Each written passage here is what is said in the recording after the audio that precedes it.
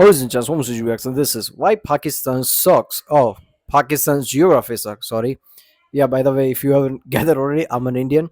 Yeah, so this is an old real life lore video where I guess it's like shorter, 11 minute, which feels weird in today's world. Every video is like 15 minutes, 40 minutes. God damn. Yeah, so this like older style of his video. It's gonna be short, sweet. Let's watch it. Remember, if you like my reaction, don't forget to subscribe. That way, I know which type of videos to react to more. Check out the reaction. There's a link in the description. I don't know quite a few real life lore video already. If you want to see them, check out the link in the description. And yeah, I have Instagram now. If you want to follow me, also link in the description. Let's watch it. This video is made possible by ExpressVPN. Start watching new shows during your quarantine that aren't available in your country for free for 3 months by following the link in the description. This is Pakistan, a large country in South Asia that on paper doesn't look like that hard of a starting position to be in, but make no mistake, if real life was like a game of Sid Meier's Civilization, then playing Pakistan would be one of the most difficult civs in the entire game to win as, because their starting position is absolute hot garbage. And here's why. Pakistan's political borders don't really make a lot of sense when you study them a bit more closely. If we switch map styles to a topographic map, you can see that none of Pakistan's borders really follow any clear geographic boundaries, like rivers or mountains. And when we switch to an ethnic map, you can also see that Pakistan's borders don't really appear to follow any clear ethnic divisions either. What Pakistan's borders do follow, instead, is the religious border between the majority Muslim and majority Hindu areas of the Indian subcontinent. And that's not by accident. It was designed that way from the beginning on purpose. And like most messy border problems across the world, it's all the fault of the British. A long time ago, the entire Indian subcontinent was ruled by the British, but in 1946, Yeah, I mean, during the fall of British Empire, right? This shit was like big thing. Divide and conquer. When you hear of divide and conquer from British, this is basically most of it, right? Especially on Indian subcontinent, dividing Pakistan, India, in that way, Bangladesh, which was very bloody at the time. Using religion to divide was insane. Imagine if that didn't happen. And Pakistan, Bangladesh was still part of India, major area. That would have been so different, even for the regional stability of Middle East, right? Pakistan is like a haven for terrorists or something. That wouldn't be the case if it was one India.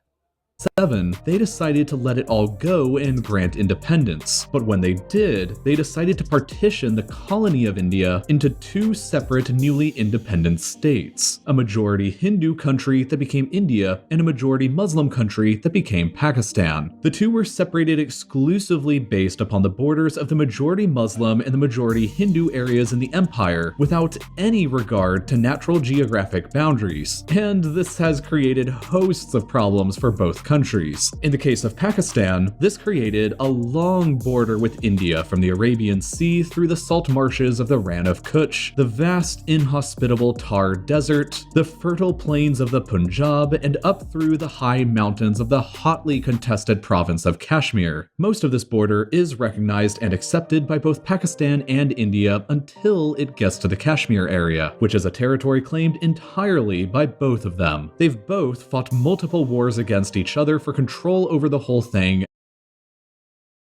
and as it stands now on the ground, the line of each other's actual de facto control across the province looks like this, which is effectively the border between them, even though nobody actually recognizes it as such. This line was created upon the ceasefire line. Okay, basically like something king. There was like a dispute of king who owns Kashmir and who knows this and that, Jammu Kashmir. Obviously, whenever deciding factor came, it gave power to basically India, whatever region you see now. But the guy who just claims that this is my basically this I own this region just by, I don't know, monarchy or whatever. I don't know what the fuck, but basically something prince, something king gave it to Pakistan, and both are claiming like, "Wait, this belongs to both of us," and there you go.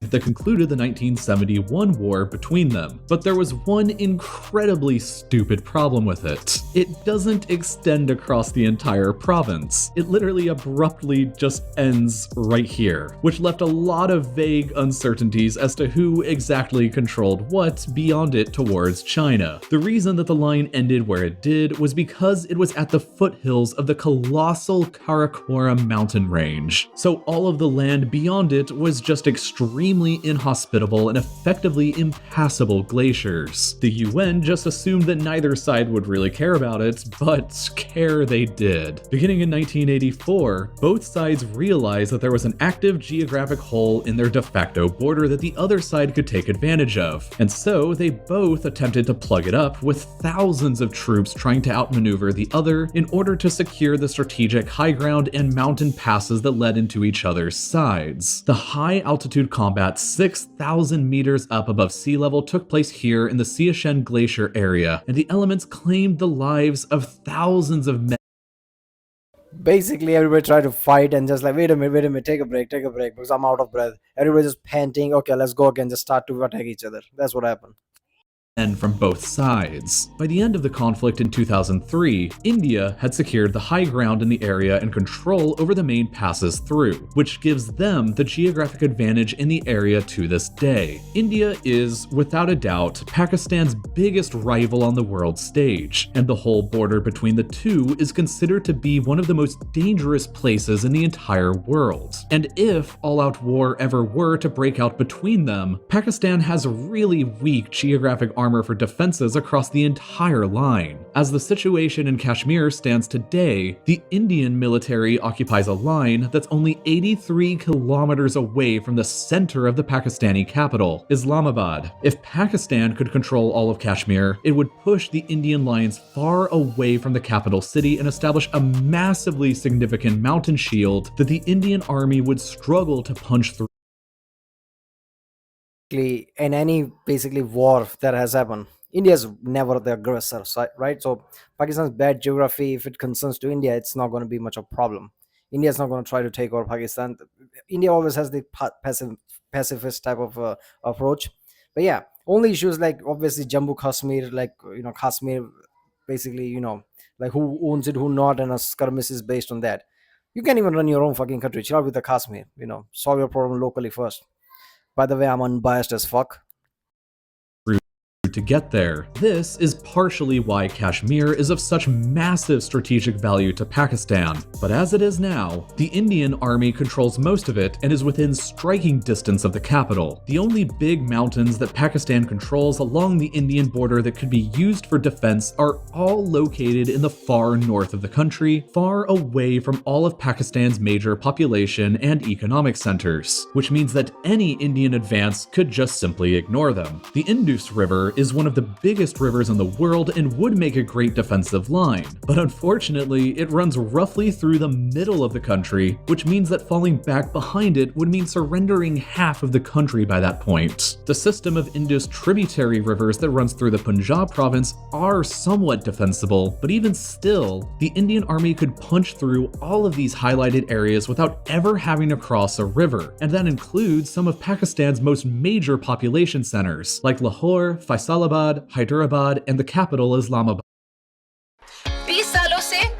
Centers like Lahore, Faisalabad, Hyderabad, and the capital Islamabad. Further complicating things is that Pakistan is a relatively easy country to blockade. She only has a narrow stretch of coastline here in the south on the Arabian Sea, and only a handful of significant ports on it that, if eliminated, can effectively transform Pakistan into a landlocked state. The port of Karachi alone handles 60% of all of Pakistan's cargo, owing to its strategic location near the Strait of Hormuz, important trade routes in the world where 25% of all the world's oil passes through. This heavy reliance on a single city for supplies makes Pakistan exceptionally vulnerable. If just Karachi can be blockaded or captured, that immediately halts 60% of Pakistan's cargo and supplies from getting inside of the country. But the border with India and the over-reliance on a single port are not the only crappy border situations that Pakistan has to deal with. There is another, and it's another British-created mess here with Afghanistan. The British also created this border back in 1893 as the boundary between British India and Afghanistan, and Pakistan simply inherited the mess for themselves upon independence in 1947. The main problem with it is that it divides the ethnic territory of the Pashtun people between Afghanistan and Pakistan, which is awkward because the Pashtuns are the largest ethnic group inside of Afghanistan, and they largely rule that country. So, the Pashtuns of Afghanistan have long desired to be reunited with the rest of the ethnic Pashtuns across the border in Pakistan, and Afghanistan often lays claim to an extended border that stretches this deep into Pakistan to cover it. As recently as 2017, the president of Afghanistan has stated that Afghanistan will never recognize the border with Pakistan as it stands today. When Pakistan joined the United Nations in 1940,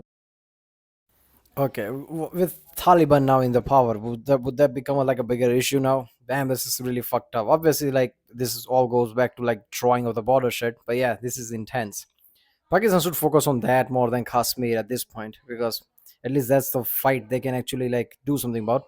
Because that's just insane. If Taliban decide to like get aggressive, what the fuck they're gonna do, right? And with the current situation, they are really weak. Pakistan is really weak right now, which Taliban could exploit, which is kind of fucked up. 47, there was only a single country who voted against them joining it, and it wasn't India, it was Afghanistan. So because of these messy borders left over by the British, Pakistan faces enemies on both of her flanks who openly claim territory that Pakistan also claims or controls. This means that the prospect of a two-front war against both parties if they ever allied with one another against Pakistan is a very real possibility. Therefore, it has always been within Pakistan's best interests to seek influence in Afghanistan and attempt to pacify their government by any means necessary in order to keep this from happening. It also doesn't help, though, that the border runs right through the middle of the extremely mountainous part of the Pashtun tribe. Only thing that is like stop bitching about Kashmir too much. You're never getting that back. Try to find partnership with India. That is the only way to go forward if you want to have any hope against Afghanistan. Otherwise, yeah, you're just screwed. Lands, which makes the border extremely difficult to govern, police, and control for both countries. Drug smugglers, terrorist groups like the Taliban, and other seedy individuals routinely cross it between both sides, which also makes this border one of the most violent and unstable places in the entire world, meaning that Pakistan has two inherently unstable borders on either side. This only leaves Pakistan borders with two other countries, Iran and China. The border with Iran is through the sparsely inhabited arid province of Baluchistan, which, like the Pashtuns, cuts the Baluch people between Pakistan, Iran, and Afghanistan. Unlike the Pashtuns, though, the Baluch don't have an independent state of their own, so they can't pose an existential threat to Pakistan in the same way that the Pashtuns of Afghanistan do. Iran and Pakistan cooperate to an extent on squashing Baluch separatism in their respective zones of control, but a working alliance between the two is severely complicated by Iran's Shia government and Pakistan's Sunni government. This leaves only China as a potential geographic ally for Pakistan in the region, and sure enough, China is without a doubt Pakistan's closest ally on the world stage. The geography of Pakistan is more challenging and difficult than most, but with strong leadership, shrewd alliances, and careful diplomacy, even a difficult situation like this can be made manageable. Now, difficult situations come in all different shapes and sizes. There's macro difficult situations like Pakistan's geography, and then there's micro difficult situations like you being trapped inside of your house all day because of a global pandemic. If you've been struggling with your own difficult situation by running out of shows to watch or things to do, then you should go and check out ExpressVPN next. Yeah, well, go to original video page link from there. Support this channel. Yeah, this is like that's why China and Pakistan has this kind of relationship. People like assume like, why does Pakistan keep getting in debt of China? What else are they gonna do? What the fuck is left? China is the only partner left. They have to rely on China, right? They need that Silk Road more than China does for strengthening relationship. Because Pakistan is screwed otherwise, right? But yeah, obviously, most unbiased version of me can say like, stop bitching about Kashmir and focus on Afghanistan area if that's an issue, because Taliban is a really, really much aggressive threat. Let's just say, and with a bad economy, like yeah, relationship with India could go a million miles economically as well. So that's better than just bitching about Kashmir at that point. Yeah, there you go. Right, well, that was why Pakistan's geography sucks version of real life lore. If you like my reason, don't forget to subscribe, and I'll see you next time.